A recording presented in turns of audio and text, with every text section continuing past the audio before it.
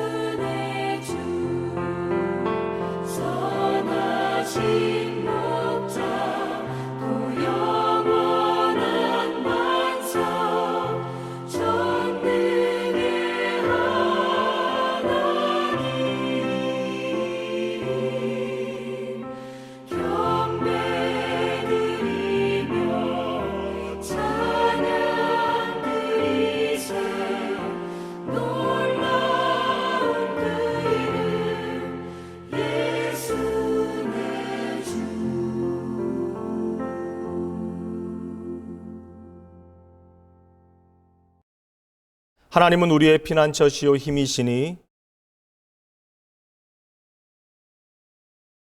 그러므로 땅이 변하든지 산이 흔들려 바다 가운데에 빠지든지 바닷물이 솟아나고 뛰놀든지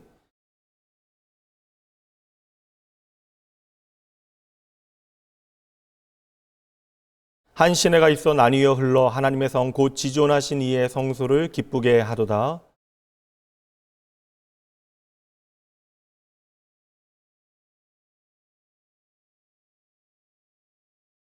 그가 땅끝까지 전쟁을 쉬게 하심이요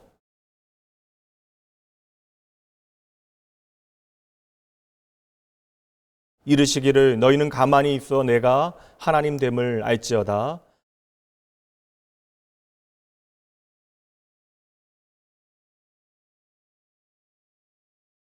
만군의 여호와께서 우리와 함께 하시니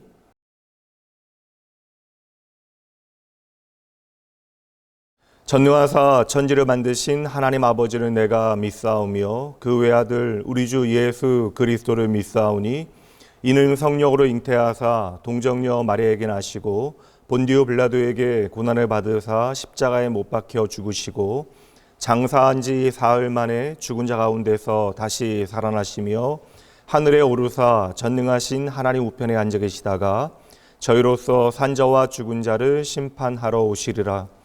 성령을 믿사오며 거룩한 공예와 성도가 서로 교통하는 것과 죄를 사하여 주시는 것과 몸이 다시 사는 것과 영원히 사는 것을 믿사옵나이다. 아멘.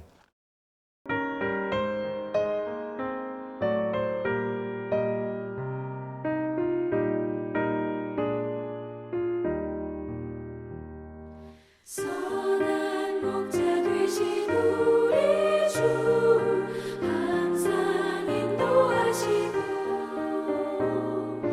푸른 풀밭 좋은 곳에서 우리 먹여주소서.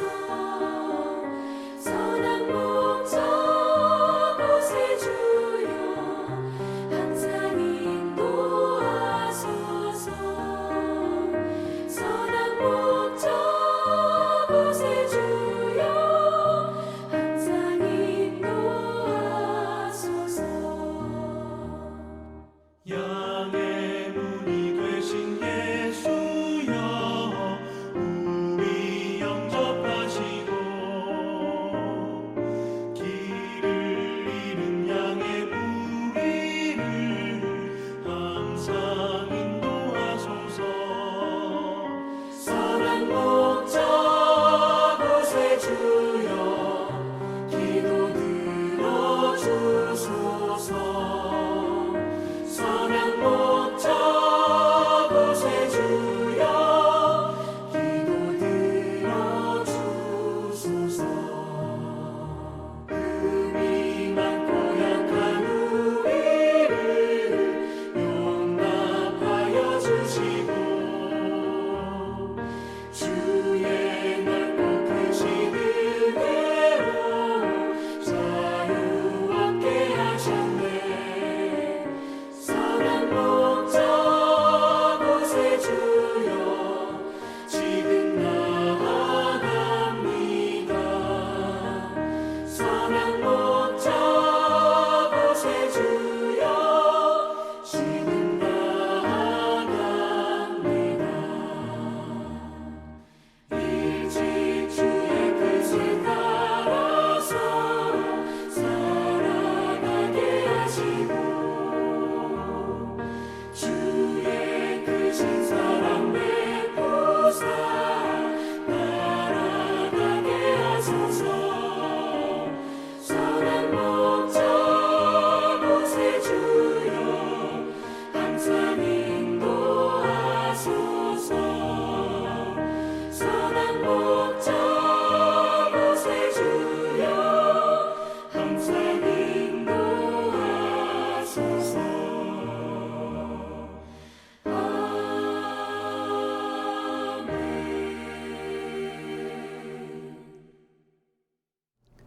만물의 주인 되시고 살아서 역사하시는 아버지 하나님 감사합니다. 오늘도 귀한 성일 허락하셔서 우리 낙원의 성도들 현장 예배와 온라인을 통해 경배와 찬양을 드립니다. 이 시간 진리의 성령께서 함께 하셔서 은혜 받는 귀한 시간 되게 해 주시옵소서. 지난 한 주간도 주님께서는 저희들에게 각별한 은혜와 사랑을 베풀어 주셨건만 저희들은 세상에 묻혀 주님의 사랑을 깨닫지 못하고 현실에 급급하여 하나님을 잊고 불충한 삶을 살았습니다. 아버지 하나님, 용서해 주시고 부족한 저희들 주님의 권능으로 덧입혀 주셔서 세상과 버타여 사는 삶이 아닌 오직 예수님 바라보며 살아갈 수 있도록 인도해 주시옵소서. 우리의 삶이 진정한 예배가 되게 하시고 우리의 모든 행동이 주님 닮아갈 수 있는 복을 허락해 주시옵소서. 우리 낙원의 온 성도들 주님께 인정받고 축복받는 자녀 되게 하시고 회개하고 뉘우치는 심령마다 은혜로 채워주시기를 원합니다. 사랑의 아버지 하나님, 오늘은 5월 가정의 달 마지막 주를 예배합니다. 주께서 친히 만드신 가정 하나님 더욱 힘주시고 능력을 허락하셔서 이 어렵고 힘든 세상 강하게 지켜주시기를 원합니다. 우리 주님이 지으신 이 아름다운 계절에 가정가정마다 웃음이 넘쳐나고 기쁨과 평강이 함께하도록 인도해 주시옵소서. 오직 그리스도의 사랑으로 뭉쳐지는 가정 되게 하시고 언제나 십자가 바라보며 살아가는 우리 성도들 되게 해 주옵소서. 이곳에 주님의 몸된 교회 세워주셔서 말씀 사모하게 하시니 감사합니다. 이 지역에서 말씀으로 소문난 교회 되게 하시고 기도와 사랑이 넘쳐나는 교회로 거듭나게 도와주옵소서. 우리 당회장 목사님 성령의 오른팔로 더욱 강하게 붙잡아 주셔서 생명력 있는 말씀 전하게 하시고 우리는 그 말씀으로 인하여 위로받고 세상에서 힘을 받고 살아가도록 은혜를 더해 주옵소서. 낙원교회를 찾는 심령마다 성령의 불길이 넘쳐나게 하시고 부족한 것이 있으면 채워주시고 약한 심령이 강해지는 역사가 있게 하여 주시옵소서. 이 나라의 민족을 위해 기도합니다. 지금은 코로나로 인해 힘든 시기를 아직도 보내고 있습니다. 오직 만물의 주관자이신 우리 하나님만이 해결자이신 줄 믿습니다. 이 어려움에서 속히 벗어나서 이 나라의 경제는 물론 모든 사회생활이 정상으로 회복될 수 있도록 우리 주님 역사하여 주시옵소서. 우리 교회를 위해 헌신하는 교역자와 재직들도 기억하시고 신앙의 선진들처럼 어떤 환경에도 주님 바라보며 충성하는 일꾼들 되게 하시고 은혜로 채워 주시옵소서. 이 시간 말씀 전하시는 사자 목사님 성령 충만하여 말씀 전하게 하시고 영육 간의 강건함도 더하여 주시옵소서. 선포하시는 말씀이 생명의 양식이 되게 하시고 한 주간도 우리 낙원의 성도들 승리하며 살아가도록 인도해 주시옵소서. 예배의 시종을 주님께 맡깁니다. 홀로 영광 받아 주시옵소서. 감사드리며 사랑이 많으신 예수님의 이름으로 기도하옵나이다. 아멘.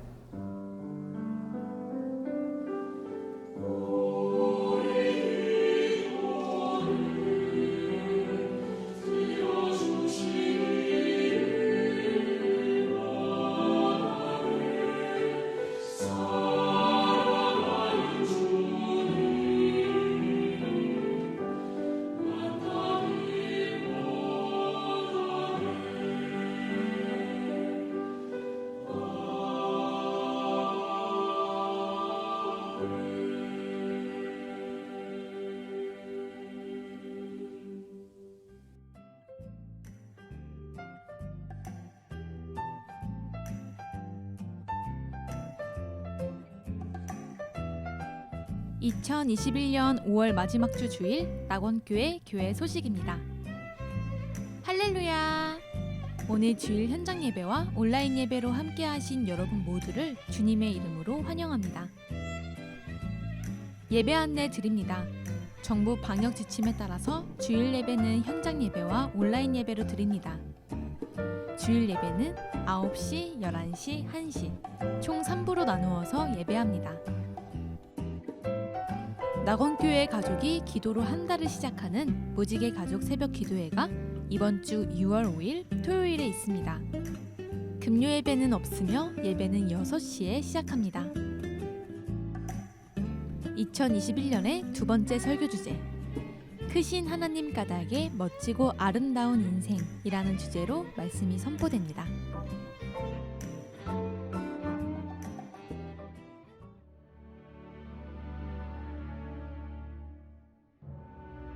오늘 우리에게 주시는 하나님의 말씀입니다.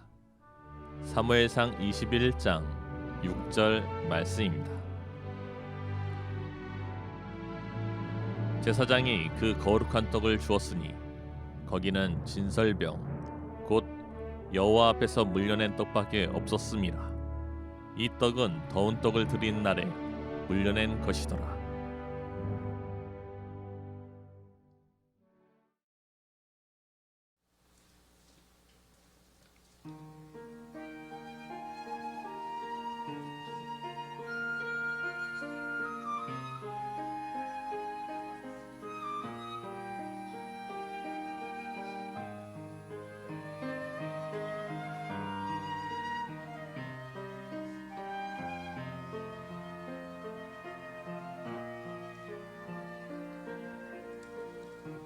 참 좋으신 주님 귀하신 나 예수 늘 가까이 계시니 나 두려움 없네 내 영이 고날 때 내 맘 낙심될 때 내 품에 안기라 주님 말씀하셨네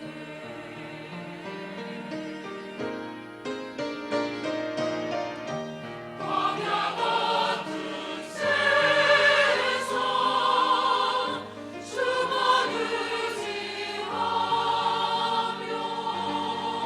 주의 인도하심 날 강건케 하시며 주의 사랑 안에서 살게 하소서 주만 의지하리 영원토록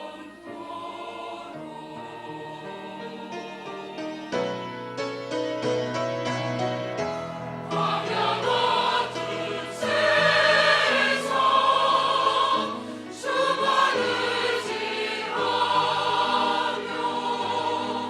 주의 인도하심 날 강건케 하시며 주의 사랑 안에서 살게 하소서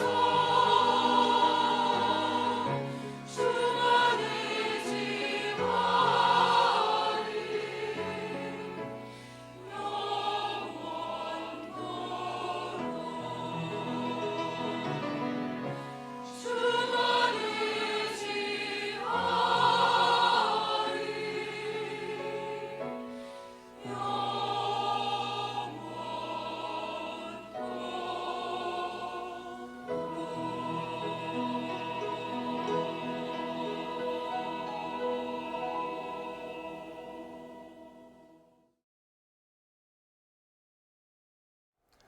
할렐루야. 오늘도 변함없이 우리의 삶에 참으로 좋으신 하나님 그 놀라운 은혜 기억하여 하나님께 마음껏 감사하기 위하여 이 시간 이 자리 하나님 앞으로 나오신 여러분 모두를 주님의 이름으로 환영하고 축복합니다.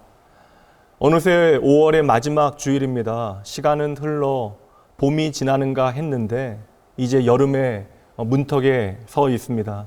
흘러가는 시간 그냥 지나쳐 보내지 마시고 우리의 삶에 베푸신 하나님의 놀라운 은혜 가득 담아내심으로 하나님을 향한 마땅한 예배자의 삶을 아름답게 살아내시는 여러분 되셔야 합니다.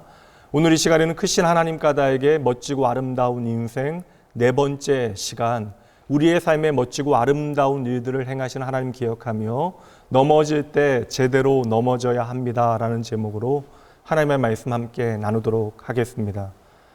제가 미국에 있을 때 데스밸리라고 하는 사막 지역을 횡단한 적이 있는데 그 이름만큼이나 죽음의 계곡이라고 하는 이름만큼이나 그 기후와 환경이 참으로 척박하고 가혹한 곳입니다.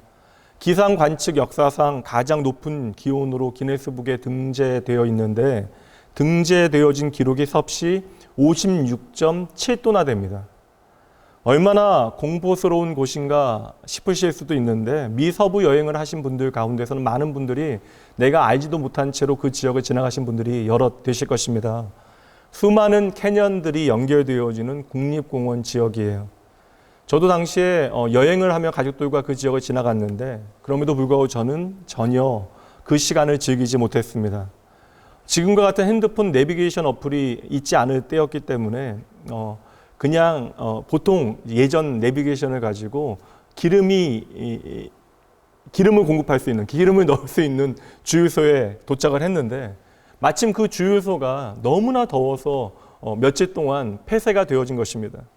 앞으로 50km는 더 가야 다음 주유소를 만나게 되어지는데 이미 기온은 40도가 훌쩍 넘어가 있고 제 자동차에는 연료 등의 빨간 불이 들어와 있었습니다.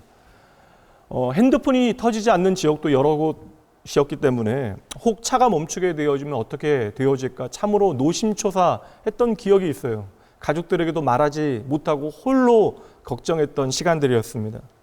학위 과정을 마치고 참으로 기분 좋게 시작했던 여행이었는데 전혀 예상치 못한 시점에 빨간불이 들어온 것이죠. 이처럼 우리의 인생에 예상치 못한 빨간불이 들어오게 되어지면 내 여유롭던 마음도 어느새 사라져버리고 우리는 조급증에 시달리게 되어집니다. 멀리서 매 주일마다 교회에 오시는 한 성도님께 마침 비도 오는 날이었던 터라 오가시는 길이 참으로 힘드시겠다라고 안부를 여쭈게 되어질 때에 그분은 매 주일 교회 오는 발걸음이 너무나 기쁘고 행복하다. 꼭 즐거운 소풍길 같다라고 말씀을 건네주셨습니다. 그분의 참으로 환한 미소는 목회자인 저에게도 큰 격려가 되어졌어요. 반면에 똑같이 매 주일마다 교회와 이 자리에 앉아 있어도 꼭 오지 않아야 하는 곳에 온 것처럼 보여지는 분들도 간혹 계십니다. 내 마음이 한없이 공허하기만 하고 교회에 나오기는 하지만 찬양과 기도와 말씀이 내 마음에 와닿지 아니하고 그저 공간에 울려 퍼지는 것으로 끝나버립니다. 어느새 내 삶의 인생의 맛을 잃어버리고 살아가고 있었던 그 터에 마냥 넋을 놓고 있는 시간이 우리의 주일 예배가 되어질 수도 있다는 것이죠.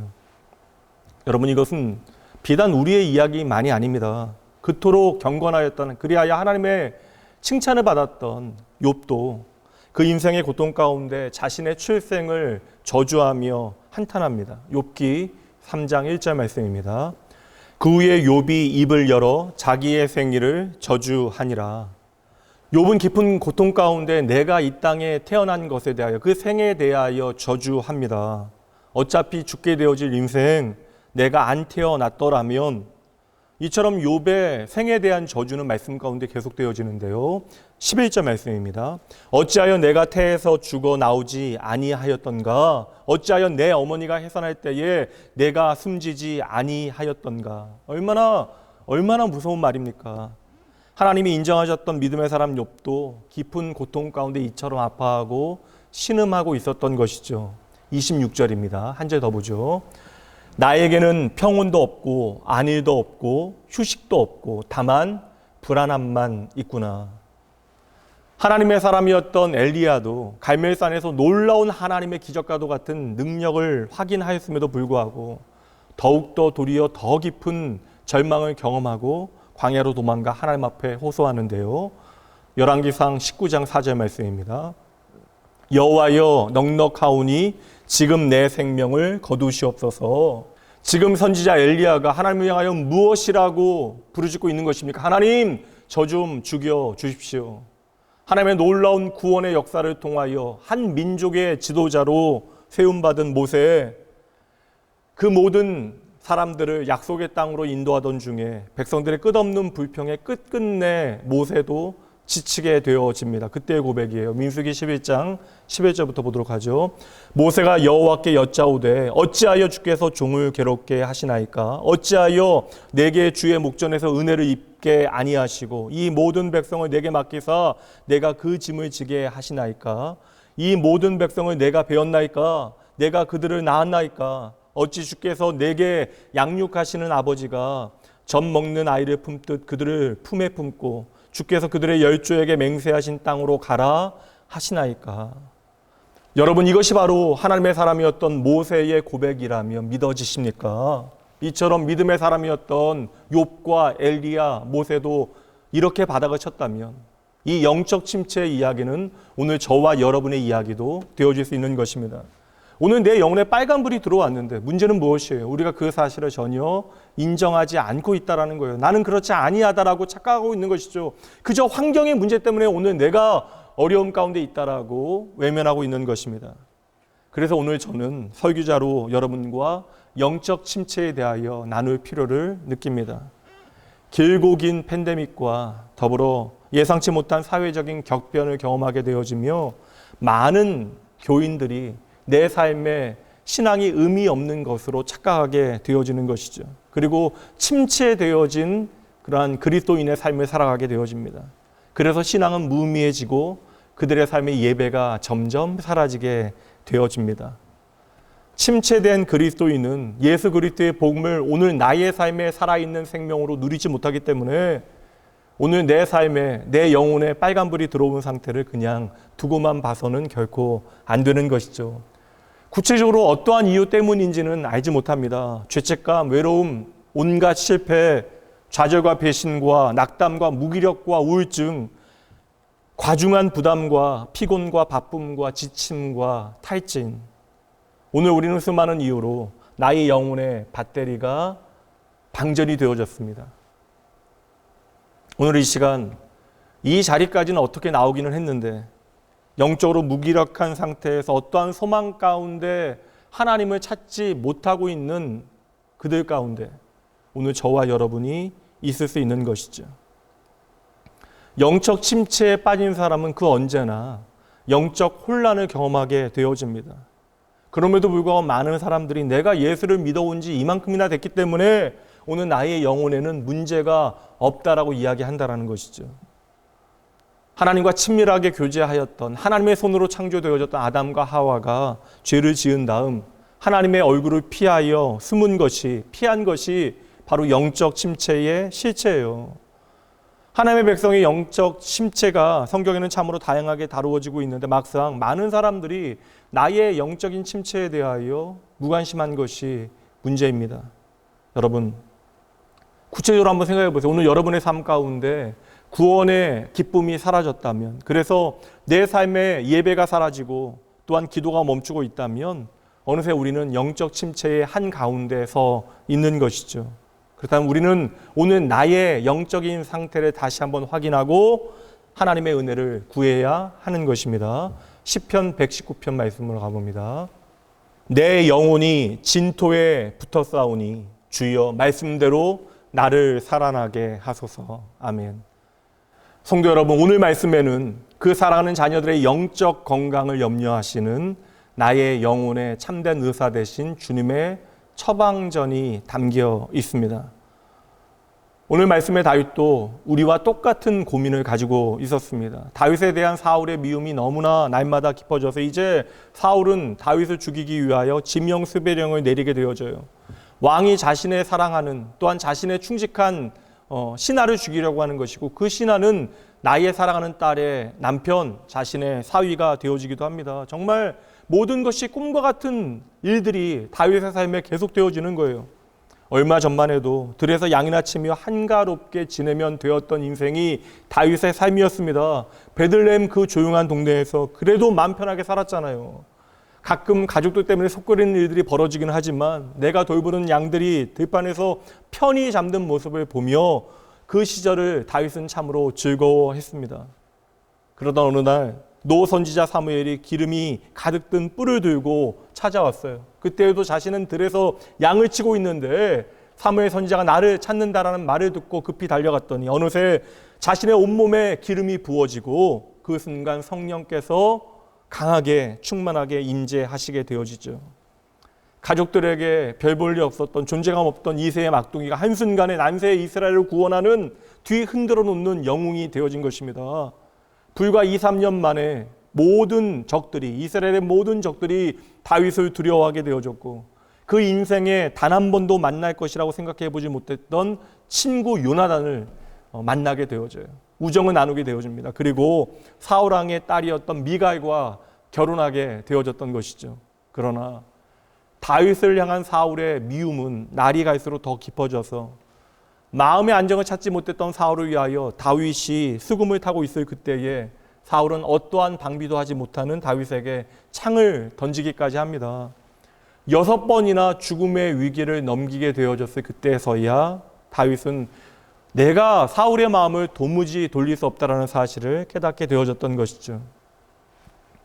베들레헴 시골의 목동이었던 다윗이 전쟁 영웅이 되어져서 왕궁에 들어간 것만 해도 말이 안 되는 일이었는데 이제 또 억울하게 왕의 미움을 받게 되어지고 왕궁에서 야반 도주해야만 하는 상황에 처하게 되어집니다.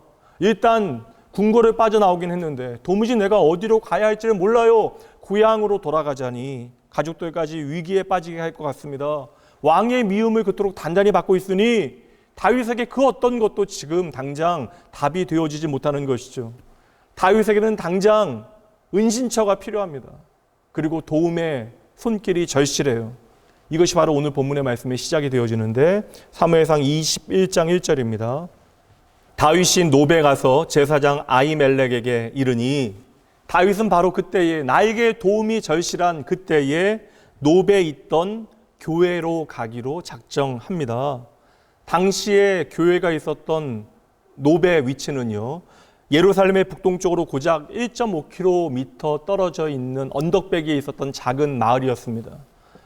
엘리 제사장의 증손자였던 아히멜렉이 거기서 이미 이전 세대부터 기울기 시작한 하나님의 교회 하나를 담당하고 있었던 것이에요. 그럼에도 여전히 85명이나 되는 제사장이 그 마을에 머물러 있었기 때문에 그 도시는 세간 사람들에게 제사장들의 동네라고 불리어졌습니다. 다윗은 왕의 명령으로 사방에 많은 사람들이 자신을 적으로 삼고 찾아다니 그때에 사울왕과 적들을 피할 은신처로 이 작은 마을을 떠올리게 되어진 것이죠. 다윗은 어려운 일을 경험하게 되어졌을 그때에 선지자들의 동네로 알려졌던 라마로 가서 사무엘의 도움을 받았던 것과 마찬가지로 이번에는 제사장들의 도시로 가서 그 제사장들의 마을로 가서 도움을 청하려 했던 것입니다. 다윗은 왕의 미움을 받고 있습니다. 그렇다면 누구나 그랬겠지만 다윗을 맞이하는 일은 결코 쉬운 일이 아니 마음에 부담이 있는 일입니다. 잘 달가운 일이 아니라는 것이죠. 다시 1절 말씀 보도록 합니다. 다윗이 노베 가서 제사장 아히멜렉에게 이르니 아히멜렉이 떨며 다윗을 영접하여 그에게 이르되 어찌하여 내가 홀로 있고 함께 하는 자가 아무도 없느냐 하니 아히멜렉 제사장도 지금 다윗을 보고 떨고 있습니다. 당연한 일이죠. 제사장도 예상치 못한 일이 벌어진 것입니다. 많은 사람들이 이미 다윗과 사울왕이 어떠한 관계인가에 대해서 다 알고 있어요. 그런 상황 가운데 다윗을 영접하는 일은 쉬운 일이 아닙니다. 그러나 제사장은 다윗을 영접해요. 그리고 묻습니다. 왜 당신은 지금 혼자입니까? 그때 다윗이 대답합니다. 2절이요. 다윗이 제사장 아히멜렉에게 이르되 왕이 내게 이를 명령하고 이르기를 내가 너를 보내는 것과 내게 명령한 일은 아무것도 사람에게 알리지 말라 하시기로 내가 나의 소년들을 이러이러한 곳으로 오라고 말하였나이다. 뭐라고 이야기하는 거예요? 사울왕의 비밀 지령을 내가 수행하고 있는 중입니다. 나는 나의 군사들과 약속한 장소에서 만나기로 되어 있습니다. 어떠한 대안도 없이 다윗이 당장 교회를 향하여 달려오기는 했지만 지금 그 누구도 신뢰할 수 없는 상황이었기 때문에 다윗은 당장 거짓말로 제사장을 안심시키고 있는 것이죠. 그리고 부탁하는 말이 3절이에요. 이제 당신의 수중에 무엇이 있나이까? 떡 5덩이나 무엇이나 있는 대로 내 손에 주소서. 블레셋의 골리앗 앞에서도 그토록 당당했던 용맹했던 다윗이 예상치 못한 고난과 절박한 상황을 맞닥뜨리게 되어지니 지금 정말 여러분 서슴지 않고 거짓말을 하고 있는 것입니다. 지금까지의 다윗은 어떠한 흠결이 없는 사람처럼 보여졌어요. 아, 역시 왕이 될 만한 제목이구나. 다윗은 하나님께서 사랑하시는 사람답구나 싶었어요. 그러나 오늘 다윗의 모습은 적잖이 우리를 당황하게 만들고 놀라게 합니다. 아버지의 말에 동요되어지지 아니하고 토달지 않고 순종하여 들에서 양을 홀로 쳤던 다윗입니다. 형들의 비난을 받음에도 불구하고 침착하게 믿음을 따라 행동했고 골리앗이 그토록 광포한 고함을 질러대는 그 순간에도 전혀 당황하지 아니합니다. 마음의 평정을 잃고 날뛰던 사울 앞에서도 평온을 유지했던 그 다윗이 지금은 꼭 마치 무언가를 크게 잘못하여 선생님께 불려간 아이처럼 거짓말을 하고 있는 것이죠. 당연히 사울은 다윗을 파견한 적이 없습니다. 물론 이 모든 상황이 다윗에게 억울하긴 하지만 다윗은 지금 사울이 정한 죄인으로 왕의 맹렬한 추격을 받고 있는 것이 그의 현실이었다라는 것이죠. 그런데 다윗은 그 모든 것을 감추고 거짓말을 하고 있는 것입니다. 그리고 아히멜렉 제사장은 다윗의 말에 거짓이 없다라고 생각해요. 의심하지 아니합니다. 다윗에 대하여 전혀 의혹을 품을 만한 이유가 없다라고 생각했기 때문이죠. 하지만 아무리 다윗이라 할지라도 제사장이 다윗에게 당장 줄 게 마땅치 않아요. 눈앞에 빵이 있기는 하지만 이 빵은 그냥 음식이 아니라 하나님께 드려졌던 성물 진설병입니다. 안식일마다 제사장은 성막에서 밀가루빵 12덩이를 제단에 올리게 되어져요. 그리고 일주일 동안 그 정한 단상에 두었다가 그 다음 거두어서 제사장들이 그것을 취하여 먹게 되어집니다. 이것은 오직 제사장만이 가질 수 있는 권한이에요. 당연히 아히멜렉은 난처해야 하며 지금 여기서는 이 거룩한 떡 진설병밖에 없다라고 말합니다. 다윗이 제사장이 아니었기 때문에 제단에 올려두었던 그 빵을 다윗에게 줄 수는 없다라는 완곡한 거절인데 그럼에도 아히멜렉은 다윗에게 제안을 합니다. 4절 말씀이요. 제사장이 다윗에게 대답하여 이르되 보통 떡은 내 수중에 없으나 거룩한 떡은 있나니 그 소년들이 여자를 가까이만 하지 아니하였으면 주리라. 아히멜렉은 다윗의 행실에 하자가 없는가를 알고자 했던 거예요. 어떻게 해서라도 다윗에게 도움을 주기 위하여 방법을 찾고 있는 것입니다. 그러나 지금 굶주린 다윗은 눈앞에 있는 빵을 보고 제대로 판단을 하지 못했던 것인지는 몰라도 또다시 제사장을 향하여 서슴지 아니하고 거짓말을 하는데요. 5절 말씀이요. 다윗이 제사장에게 대답하여 이르되 우리가 참으로 3일 동안이나 여자를 가까이 하지 아니하였나이다. 내가 떠난 길이 보통 여행이라도 소년들의 그릇이 성결하겠거든 하물며 오늘 그들의 그릇이 성결하지 아니하겠나이까. 다윗은 지금 이 빵이 하나님 앞에 드려진 거룩한 빵이라 할지라도 결국에는 사람의 손으로 만들어져서 화덕에 넣어진 그리하여 빵으로 만들어진 것이라고 합리화하는 거예요. 빵은 다 빵이지 뭐가 다르겠냐. 다윗은 지금 거짓말을 하는 것에 막힘이 없습니다. 하나님의 말씀을 일부러 살짝 바꾸어가며 제사장을 설득하고 있는 것이죠. 그렇게 모든 일은 다윗의 의도대로 잘 풀려갔고요. 드디어 제사장은 다윗의 손에 그 빵을 건네주게 되어집니다. 그것이 바로 오늘 말씀 6절이에요. 제사장이 그 거룩한 떡을 주었으니 거기는 진설병 곧 여호와 앞에서 물려낸 떡밖에 없었음이라. 이 떡은 더운 떡을 드리는 날에 물려낸 것이더라. 아멘. 그렇게 제사장의 빵이 다윗의 손으로 옮겨졌고 이미 굶주렸던 다윗은 개눈 감추듯 빵을 먹어 치웠을 것입니다. 그러나 여러분 오늘 말씀은 그저 이 빵에 대한 이야기가 핵심이 아닌 것 같아요. 사실 제사장이었던 아히멜렉에게 이 일은 참으로 부담이 되어지는 일입니다. 그럼에도 하나님의 법을 지켜야 하는 제사장이 율법의 정신을 지키면서 기꺼이 하나님의 백성의 필요를 채우는 일에 대하여 최선을 다하여 노력하고 있는 것이에요. 이제 빵을 다 먹게 되어진 다윗이 아히멜렉에게 다시 말하는데요. 8절 말씀입니다. 다윗이 아히멜렉에게 이르되 여기 당신의 수중에 창이나 칼이 없나이까. 왕의 일이 급함으로 내가 내 칼과 무기를 가지지 못하였나이다 하니 정말 부담스러운 일임에도 불구하고 아히멜렉 제사장은 마음을 다해서 다윗을 환대하고 호의를 베풉니다. 그러나 또다시 다윗은 제사장에게 다른 거짓말을 하게 되어져요. 내가 사울 왕의 명령을 급히 따르다 보니 나의 무기를 전혀 챙기지 못했습니다. 여러분, 오늘 다윗을 보세요. 그렇게 단단해 보였던 다윗의 신앙이 한없이 흔들리고 있습니다. 목동이 쓰던 물매 하나를 들고도 아쉬울 게 없었던 사람이 다윗, 하나님의 약속의 말씀 앞에서 사울 왕의 갑옷과 무기도 마다한 것이 다윗의 어제였는데 이제는 제사장을 향하여 나에게 무기를 달라라고 요청하고 있는 것이죠. 나의 칼과 창은 바로 하나님의 약속입니다 외쳤던 다윗의 그 멋졌던 믿음의 고백이 오늘은 빛발해 보입니다. 한때 온 이스라엘을 환호하게 만들었던 영웅이 어떠한 예 가운데 있는 것입니까? 많은 사람들이 이 다윗의 거짓말은 그렇게 대단한 일이 아니라 이야기해요. 맞아요, 여러분.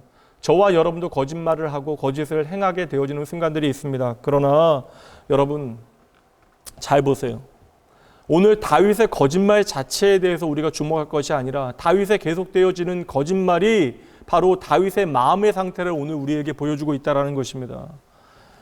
다윗은 지금 자신의 모든 필요를 온통 거짓으로 채워내고 있는 것입니다. 그러니 다윗의 거짓말의 실체가 무엇인지 보셔야 돼요. 오직 하나님께만 집중하였던 다윗이 그 믿음의 시선을 이 순간 놓치게 된 것입니다.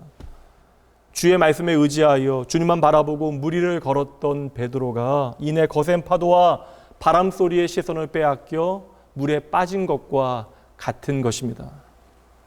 엘라 골짜기의 소년 다윗에게는 그 마음에 골리앗이 아니라 크신 살아계신 하나님이 가득 채워져 있었더라면 오늘 다윗의 마음속 스크린에는 골리앗이 가장 크게 클로즈업 되어 있는 것이죠. 그러니 오늘 말씀의 다윗의 거짓말은 그저 아무것도 아닌 것이 아닙니다. 단순한 일이 아니라는 것이에요.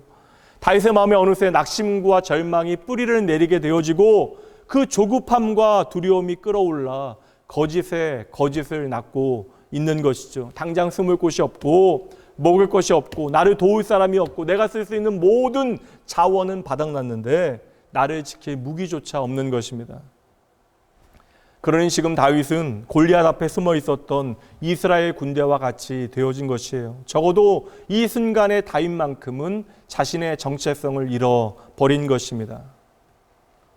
성도 여러분, 누구나 어느 순간 절망에 빠질 수 있습니다. 다윗도 그랬기에 오늘 저와 여러분도 영적 침체를 경험할 수 있다는 것이에요. 골리앗이라고 하는 하나님 없는 세상 가운데 그 믿음을 담대히 선포하였던 다윗이 어느새 예배당 안에서도 거짓을 쏟아놓으며 정신을 놓고 있을 수 있다는 것이죠. 우리가 오늘 다윗에게만 우리의 시선을 고정하게 되어지면 오늘 말씀에 다윗이 못마땅하거나 아니면 그를 지나치게 변호하게 되어질 것입니다. 그러나 오늘 말씀은 우리에게 하나님의 초대장을 보여주고 있는 것이에요. 오늘 우리가 절망에 빠지게 되어질 그 순간, 우리가 번아웃, 우리가 영적 침체를 경험하게 되어지는 그 순간 우리는 어디를 향하여 가야만 하는 것인가? 오늘 내가 당장 영적 침체, 디프레션을 경험하게 되어질 때 성도 여러분, 오늘 저와 여러분에게 보여주시는 하나님의 답은 분명합니다. 절망의 순간 우리는 교회로 달려가야 합니다. 다윗이 그의 인생에 어떠한 답도 찾지 못하는 그 순간, 그래서 물불 가리지 아니하고 거짓말을 쏟아놓게 되어졌던 바로 그 순간, 그렇게 다윗의 단단했던 신앙 고백이 한없이 초라해지고 가벼워졌던 바로 그 순간, 그럼에도 다윗은 하나님의 성전으로 향하였습니다.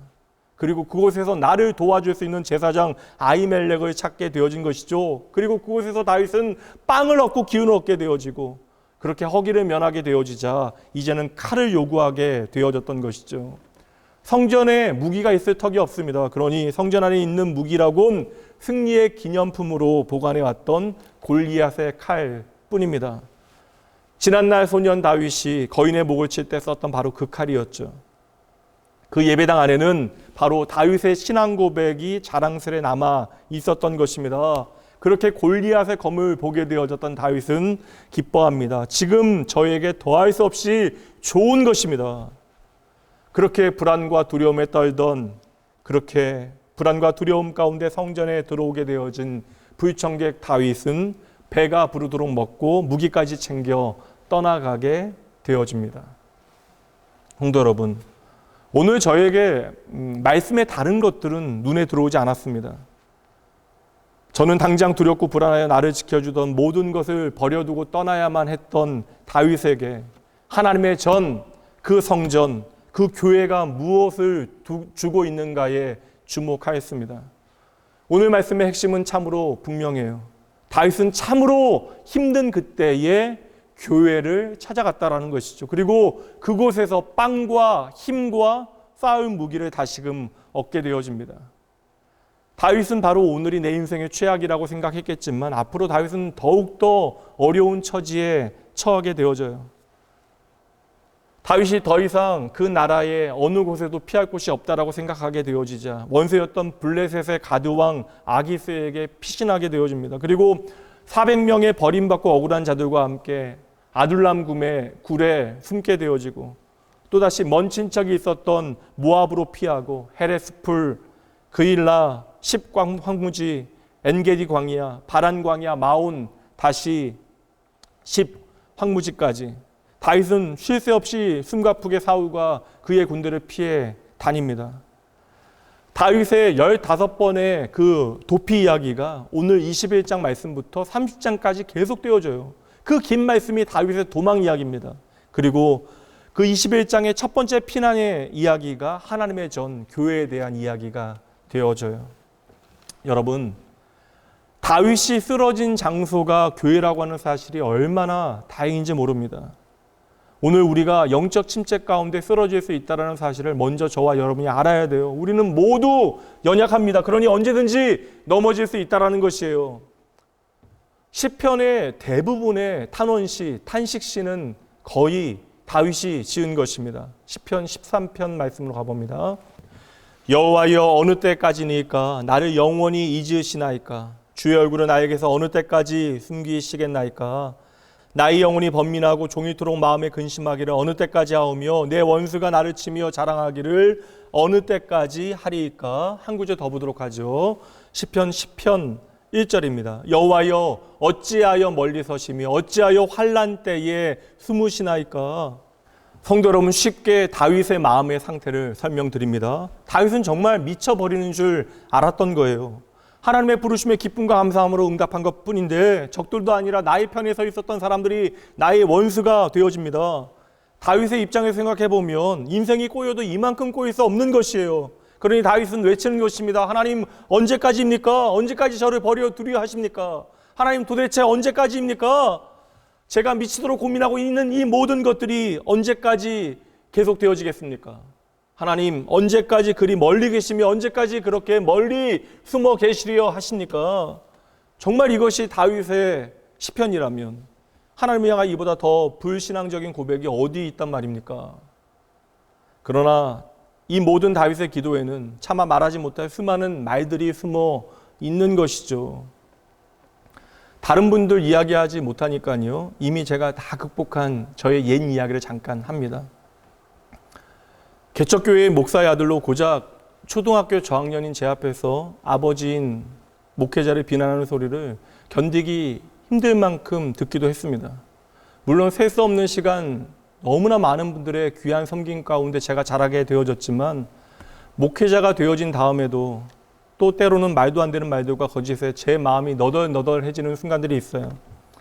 하나님의 부르심과 사역의 가치조차 뒤흔들리게 되어지는 이야기를 듣게 되어집니다. 너무나도 답답하고 제 마음이 속상한데 그럼에도 불구하고 목사의 아들이라고 하는 이유로 그리고 지금은 목회자라고 하는 이유로 감정을 숨기고 말하지 못하는 순간들이 너무나 많았던 것이에요. 그리고 저는 그것이 당연하다라고 여기며 살아왔습니다. 저는 그렇게 참으로 바보 같았고 참으로 교만했습니다. 억울함이 있음에도 불구하고 말도 하지 못하고 속으로 삭히다 보니까 끙끙대다 보니까 결국 제가 상하게 되어졌던 것이죠. 게다가 문제는 무엇이냐면 제가 그만큼 속이 넓고 넉넉한 사람이 되어지지 못한다는 것입니다. 제가 정말 바보 같고 교만했다라고 말씀드린 이유는 내 마음을 다 아시는 분이 하나님이라고 하는 사실을 늘상 고백하면서도 제 마음을 하나님 앞에 다 말하지 못했다라는 것이에요. 여러분 생각해 보세요. 하나님 아니라면 우리가 내 마음을 누구에게 다 말하겠습니까? 저는 그래서 다윗의 시편에서 그 답을 찾아냈습니다. 그래서 구약의 말씀 중에 다윗의 시편만큼 이 시편의 말씀을 많이 묵상한 그런 다른 말씀들이 없어요. 하나님을 향하여 억울함을 토로하고 밑바닥에 있었던 그 모든 분노와 그 수치심을 쏟아내는 다윗의 시편을 읽으며 때로는 제 마음의 위로를 얻었고요. 어떤 때는 정말 속이 확 풀리는 것과 같은 기분이 들 때도 있었습니다. 정말 원수의 목전에서 내게 상을 베푸시는 하나님 의지하지 않으면 내 마음이 한없이 처지고 힘든 순간에, 참으로 야속한 순간에 우리는 어찌 내 인생을 버텨내고 어떻게 그 현실을 다 이겨낼 수 있겠습니까? 그래서 저는요, 내 마음을 다하시는 하나님께 다윗과 같이 시편의 고백을 드리고 또 드렸어요. 또 이 시편의 고백을 읊조리고 또 읊조렸습니다. 이 자리에 어떤 분들은 속으로 이런 생각하실 수 있을 것 같아요. 어떻게 하나님을 향하여 그렇게 화를 내고 분을 쏟아 놓는단 말인가? 여러분, 왜 안 됩니까? 왜 안 돼요? 저는 그럴 수 있다고 확신합니다. 그래서 저는 오늘도 힘들면 시편의 말씀을 수십 번 읽고 또 읽습니다. 다윗의 모든 탄식과 그 마음의 억울함을 읽으며 위로를 받아요. 오늘 다윗과 같이 내가 영적 침체에 빠져 아무것도 할 수 없어, 목회자 앞에 거짓말을 하는 것이 전부라 할지라도, 그래도 여러분, 교회로, 하나님의 집으로 나오는 것이 중요하다라는 것입니다. 저는 확신합니다. 다윗이 나의 모든 마음을 하나님 앞에 있는 그대로 쏟아 부었기에 되레 그 모든 고난길에서 다윗의 영혼이 상하지 아니하였고, 심지어 그렇게 그 모든 잘못을 범하였던 사울을 2번씩이나 용서할 수 있었던 것이죠. 그래서 저는 다윗의 탄식을 읽을 때마다 하나님의 탄식을 읽게 되어져요. 깨닫게 되어집니다. 다윗이 치명적인 공황장애로 고생하거나 그 정신이 미치지 않았던 이유는 내가 감당하지 못할 그 모든 마음을 쏟아놓아야 하는 곳이 어디인가를 제대로 알았던 것입니다. 오늘 다윗이 성전으로 힘겹게 찾아온 것처럼 다윗은 내가 쓰러져야 하는 자리가 어디인지를 알고 있었던 것입니다. 다윗이 하나님을 향하여 그 모든 감정을 토하지 않았더라면 다윗은 사울과 마찬가지로 내 원수를 향하여 창을 던지거나 미쳐버리게 되어졌을 것이에요. 여러분, 우리가 나의 하나님을 향하여 나의 마음을 정직하게 토해놓지 않는다면 결국 우리는요, 눈에 보이는 사람을 향하여 마음의 미움과 저주를 쏟아붓게 되어질 것입니다. 더 속되게 표현할게요. 내가 하나님을 향하여 성질을 부리지 않는다면, 아니 조금 완곡하게 표현하죠. 내가 하나님을 향하여 거룩하게 그 모든 억울함과 성질을 부리지 않으면, 내 마음을 쏟아놓지 않으면 우리는 내 가족에게, 내 자신에게, 그리고 내 주변 사람들에게 못된 성질을 부리게 되어지는 것이죠. 여러분 꼭 기억하셔야 돼요. 그러므로 모든 환난 날에 하나님께 피하는 자는 복이 있습니다. 시편 57편 1절 말씀입니다. 하나님이여 내게 은혜를 베푸소서, 내게 은혜를 베푸소서. 내 영혼이 주께로 피하되 주의 날개 그늘 아래에서 이 재앙들이 지나가기까지 피하리이다. 아멘, 아멘. 그래서 다윗은요, 평생에 하나님의 성전, 하나님의 몸된 교회를, 그 성막을 사랑했던 것입니다. 언제나 다윗은 하나님의 전에서, 그 교회 안에서 나를 회복하시는 하나님을 만났기 때문이에요. 다윗의 고백입니다. 시편 84편 말씀이에요. 만군의 여호와여 주의 장막이 어찌 그리 사랑스러운지요. 내 영혼이 여호와의 궁전을 사모하여 쇠약하며 내 마음과 육체가 살아계시는 하나님께 부르짖나이다. 나의 왕 나의 하나님 만군의 여호와여 주의 제단에서 참새도 제 집을 얻고 제비도 새끼들 보금자리를 얻었나이다. 4절 말씀 함께 읽습니다. 주의 집에 사는 자들은 복이 있나니 그들이 항상 주를 찬송하리이다. 조금 더 보도록 하죠. 10절 말씀부터 봅니다. 주의 궁전에서의 한 날이 다른 곳에서의 첫날보다 나은즉 악인의 장막에 사는 것보다 내 하나님의 성전 문지기로 있는 것이 좋사오니 여호와 하나님은 해요 방패이시라. 여호와께서 은혜와 영화를 주시며 정직하게 행하는 자에게 좋은 것을 아끼지 아니하실 것임이니이다. 12절 함께 읽죠. 만군의 여호와여 주께 의지하는 자는 복이 있나이다. 아멘, 아멘. 그래서 다윗은 참으로 왕의 자리에 거하는 것보다 성전의 문지기로 지내는 삶을 더 갈망했던 것이죠. 나의 심령은 오늘 다윗과 같이 상황에 억눌리고 흔들릴 수밖에 없는 연약한 존재이기에 그래서 우리는 더욱더 그 가운데서 흔들리지 않는 하나님의 은혜를 누리기 위하여 우리는 하나님의 집으로 오늘도 달려가야 하는 것입니다. 다시 말씀드릴게요. 우리는 오늘 흔들리지 아니하기 위하여 하나님의 집을 기억하고 하나님의 집 교회로 달려가야 합니다. 오늘도 주의 몸된 교회는 영적으로 굶주린 자들에게 생명의 양식을 제공합니다. 로마서 8장 38절. 내가 확신하노니 사망이나 생명이나 천사들이나 권세자들이나 현재일이나 장래일이나 능력이나 높음이나 기쁨이나 다른 어떤 피조물이라도 우리에게 주어지는 영적 양식, 그 생명의 양식이 바로 이것입니다. 우리를 우리 주 그리스도 예수 안에 있는 하나님의 사랑에서 끊을 수 없으리라. 아멘. 오늘도 하나님의 몸된 교회를 통하여 모든 도망자와 같은 인생들에게 하나님께서는 진리의 무기를 공급해 주시는데요. 로마서 8장 28절입니다. 우리가 알거니와 하나님을 사랑하는 자 곧 그의 뜻대로 부르심을 입은 자들에게는 모든 것이 합력하여 선을 이루느니라.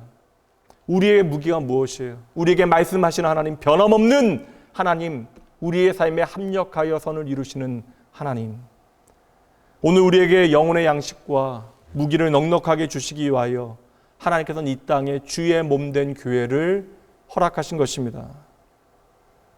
성도 여러분, 교회는요, 골리앗을 넘어뜨린 소년 다윗만을 위한 곳이 아닙니다. 교회는요, 도망자 신분이 되어진 다윗, 거짓말하고 있는 연약한 다윗을 위한 곳이기도 합니다. 오늘 우리는 교회를 통하여 하나님의 은혜 앞으로 더 깊이 들어가게 되어져요. 왜 다윗이 사울을 피하여 이곳으로 가장 먼저 왔을까? 답은 단순하죠. 거기에 바로 하나님의 전이 있었기 때문에 그러합니다. 그렇게 교회에서 하나님을 깊이 경험하게 되어진 다윗은 이제 평생 교회와 예배를 사랑하고 사모하며 살아가게 됐던 것이죠. 오늘도 하나님께서는 예수 그리스도의 피 흘림을 통하여 세워진 당신의 교회들을 통하여 이 땅을 긍휼히 여기시고 은혜를 베푸십니다. 그래서 낙원교회는 오늘 내 코가 석자라 할지라도 형제 교회들을 계속해서 돌아보고 있는 것입니다. 오늘 다윗의 삶에 벌어졌던 이 사건은요, 1000년의 세월이 흘러서 예수님을 통하여 다시 한번 언급되어지는데요. 마태복음 12장으로 한번 가보시죠. 그때 예수께서 안식일에 밀밭 사이로 가실새 제자들이 시장하여 이삭을 잘라 먹으니 바리새인들이 보고 예수께 말하되 보시오 당신의 제자들이 안식일에 하지 못할 일을 하나이다. 예수께서 이르시되 다윗이 자기와 그 함께한 자들이 시장할 때에 한 일을 읽지 못하였느냐. 그가 하나님의 전에 들어가서 제사장 외에는 자기나 그 함께하는 자들이 먹어서는 안 되는 진설병을 먹지 아니하였느냐. 또 안식일에 제사장들이 성전 안에서 안식을 범하여도 죄가 없음을 너희가 율법에서 읽지 못하였느냐. 하나님께서 오늘도 교회를 통하여 저와 여러분의 영혼을 살려내십니다. 이것이 바로 오늘 주일과 예배와 교회가 존재하는 이유입니다. 구약의 그 먼 옛날에도 아히멜렉이 그 구약의 율법 계명을 문자적으로 지키는 것이 전부가 되어졌던 것이 아니라 하나님의 말씀의 정신을 좇아 다윗을 회복해 하는 일에 사용된 것처럼 오늘도 하나님께서는 교회를 통하여 주의 몸된 교회 되어진 저와 여러분을 통하여 이 땅을 회복하기를 원하시는 것이죠. 여러분, 오늘 분명 다윗은 뭔가 문제가 있어요. 영적으로 실족하여 넘어졌습니다. 때때로 저와 여러분도 하나님의 기쁨이 되어지는 선택을 하기도 하지만 더 많은 순간 다윗과 같이 실족하여 넘어지는 순간들이 우리의 삶에는 계속 되어질 것입니다. 그러나 여러분, 그때 단 한 가지 기억하셔야 돼요. 우리가 넘어질 때 넘어지더라도 올바른 자리를 찾아 넘어져야 하는 것입니다. 이것이 오늘 말씀의 핵심이에요. 하나님께서 무기력한 영혼을 만져주시는 곳, 지치고 쓰러진 영혼이 하나님의 생명의 양식과 새로운 무기로 무장되어지는 그곳, 바로 거룩한 하나님의 전 교회로 우리는 달려가야 하는 것입니다. 그곳에서 넘어져야 하는 것이에요.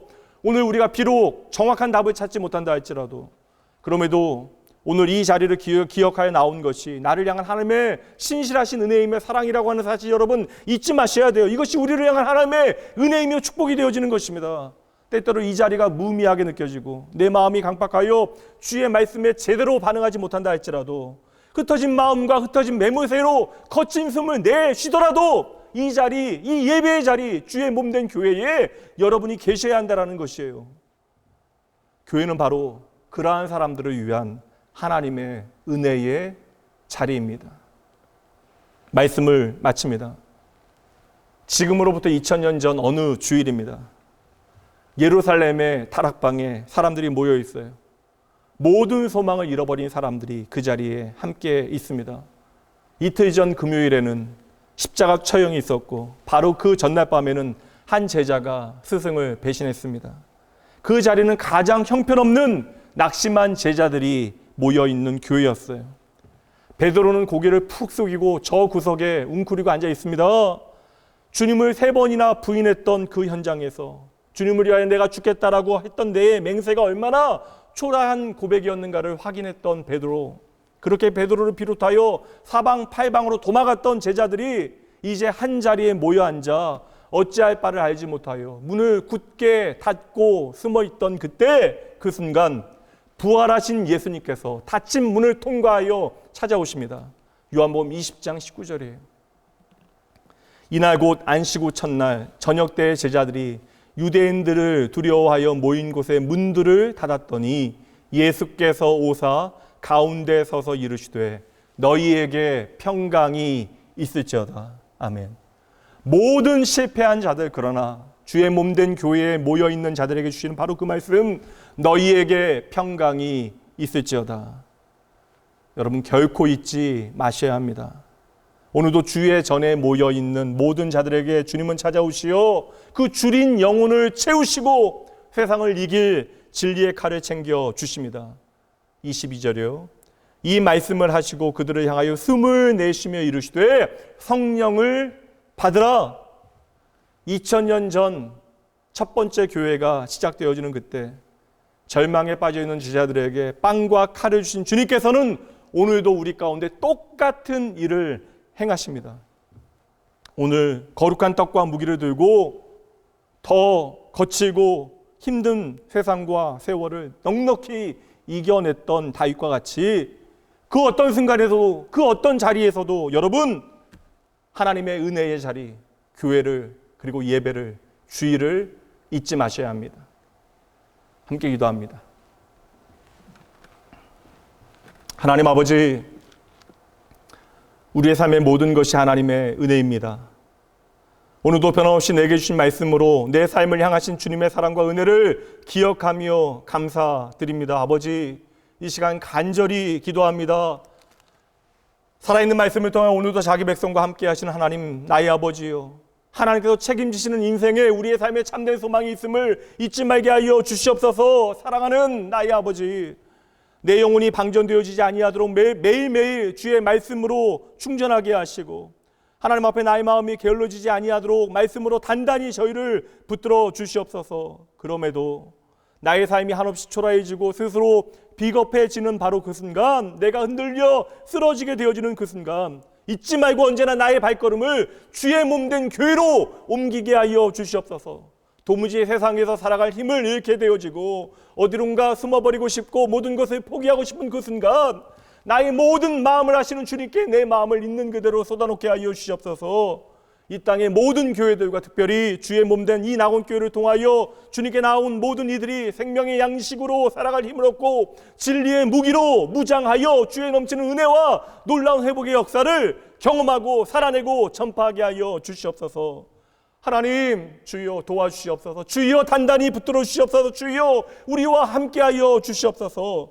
나의 연약함과 상관없이 오늘도 우리 가운데 변함없이 일하여 주시는, 역사하시는 나의 주 나의 하나님 예수님 이름으로 간절히 기도합니다. 아멘.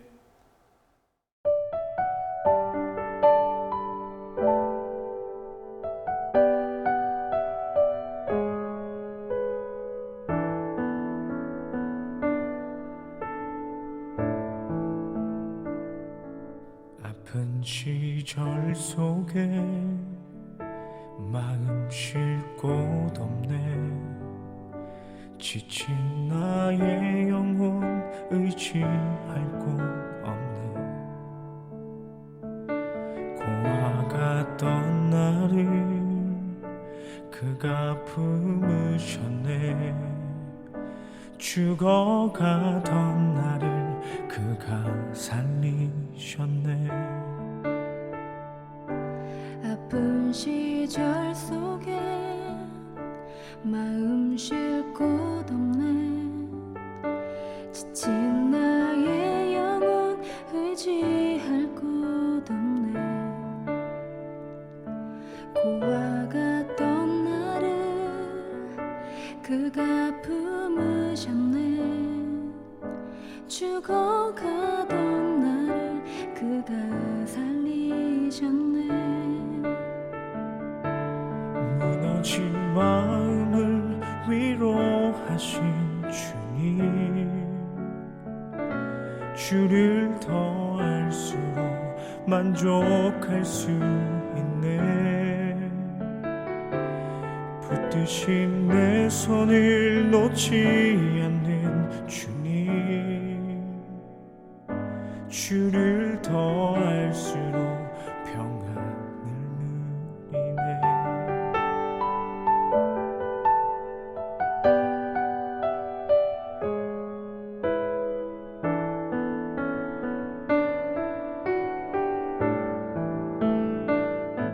어디서 왔는지 어디로 향할지 갈 길 알 수 없어 소망도 없었네. 헤매이던 나를 주가 부르셨네. 거룩한 길 위에 나를 세우셨네. 내 삶에 오셔서 길이 되신 주님, 주를 더 알수록 감사할 수 있네.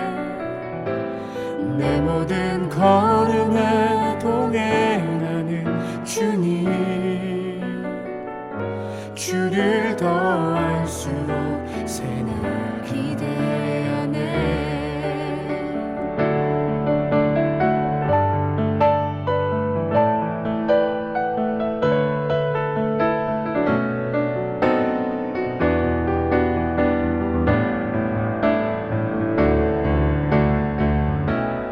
무너진 마음을 위로하신 주님,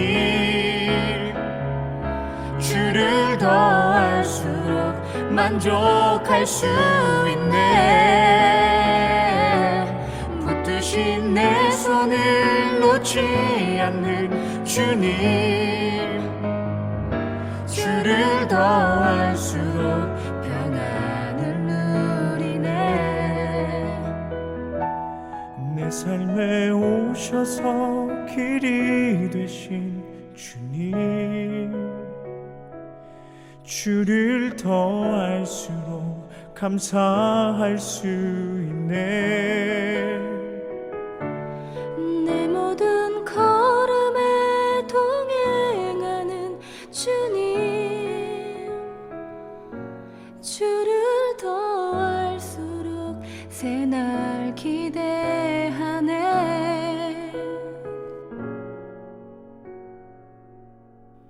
담대히 걸으니 주를 더 알수록.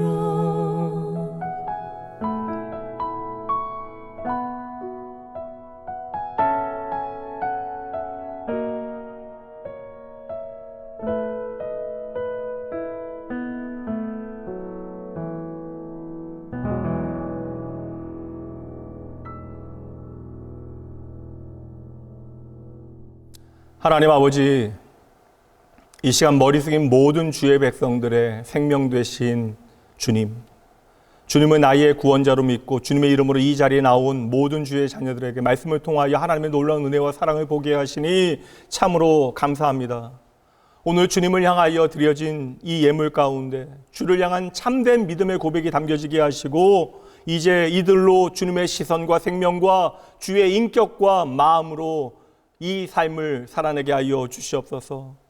날마다 주님 앞에 주의 마음으로 간구하게 하시고 내 삶에 일하시는 하나님의 그 일하심을 나의 기도와 나의 삶을 통하여 날마다 확인하고 경험하게 하여 주시옵소서. 이 시간 우리의 회복의 영 되신 성령 하나님의 함께 하심을 간절히 기도합니다.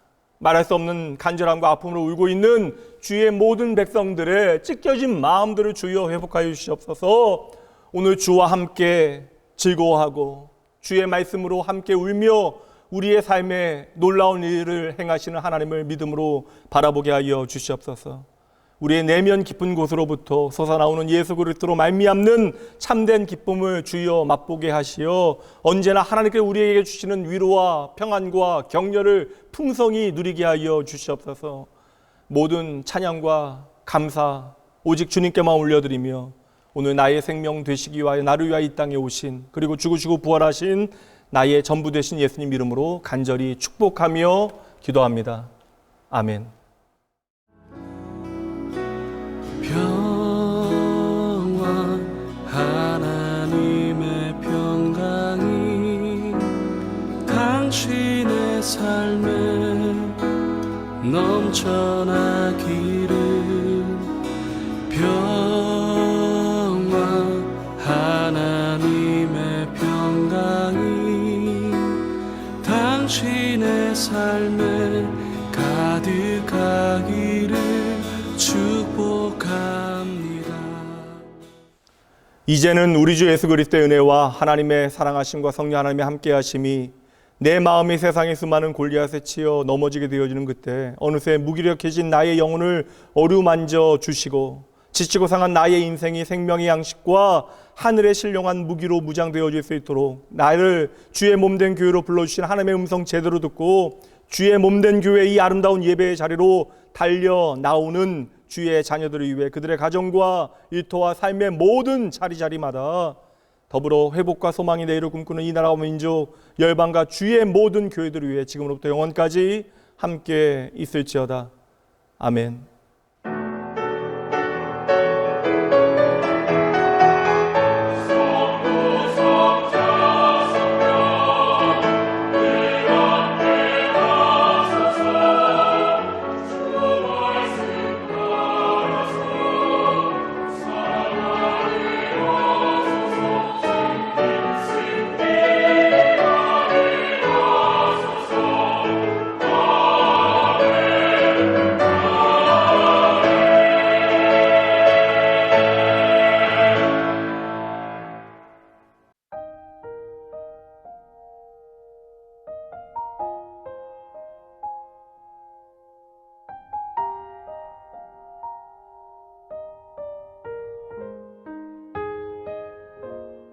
하늘을 볼 겨를도 없이 정신없이 세상을 살다가 마음의 먹먹함이 내 삶을 짓누를 때 그제서야 주님을 찾습니다. 행복을 느낄 겨를도 없이 분주하게 세상을 살다가 인생의 허무함이 내 삶을 짓누를 때 그제서야 주님을 찾습니다. 오늘도 여전히 주님은 그 자리에서 우리를 끊임없이 돌보시는데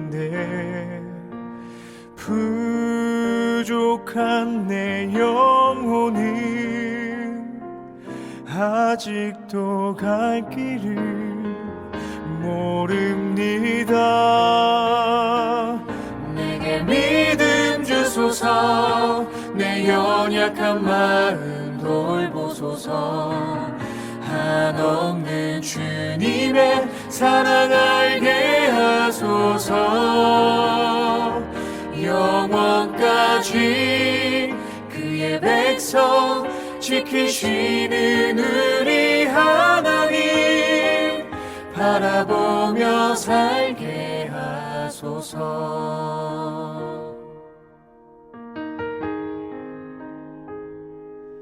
하늘을 볼 겨를도 없이 정신없이 세상을 살다가 마음의 먹먹함이 내 삶을 짓누를 때 그제서야 주님을 찾습니다. 행복을 느낄 겨를도 없이 분주하게 세상을 살다가 인생의 허무함이 내 삶을 짓누를 때 그제서야 주님을 찾습니다. 언제나 사랑해 주님은 그 자리에서 끝까지 놓지 않고 붙드시는데 부족한 내 마음은 아직 돌아올 줄 모릅니다. 모든 것을 다 잃은 것 같던 순간에도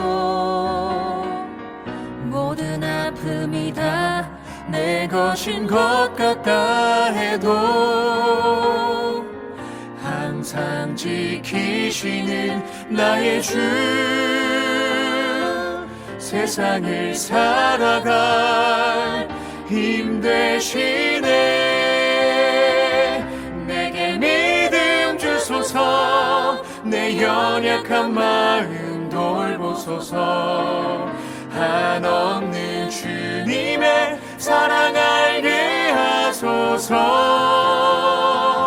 영원까지 그의 백성 지키시는 우리 하나님 바라보며 살게 하소서.